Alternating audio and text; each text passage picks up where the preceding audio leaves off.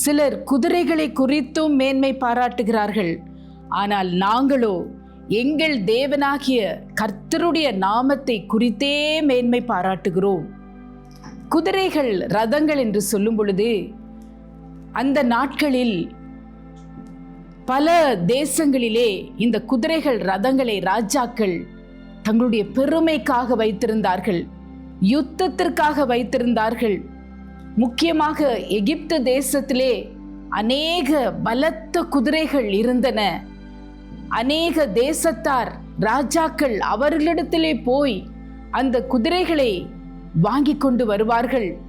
இந்த ரதங்களையும் இந்த குதிரைகளை வைத்து மற்றவர்களை ஒடுக்கி கொண்டிருப்பார்கள்.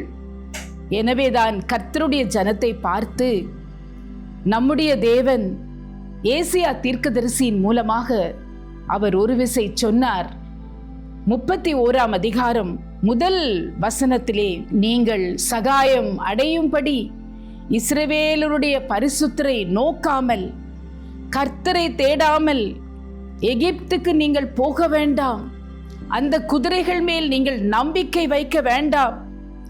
அந்த ரதங்கள் மேல் அவைகள் அநேகமாய் இருக்கிறதே என்று சொல்லி அவைகளை நீங்கள் நாடி தேடி போவீர்கள் என்றால் உங்களுக்கு ஐயோ என்று அவர் பேசியிருக்கிறார்.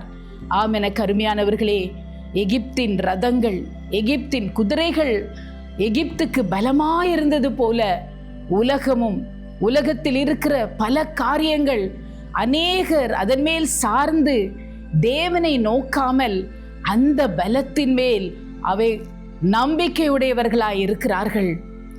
இந்த உலகத்தில் நமக்கு எல்லாருக்கும் போராட்டங்கள் உண்டு.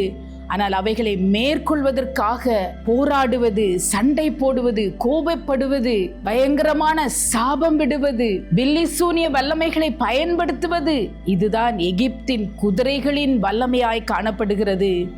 ஆனால் நம்முடைய தேவனும் ரதங்களை உடையவர்களாய் இருக்கிறார்.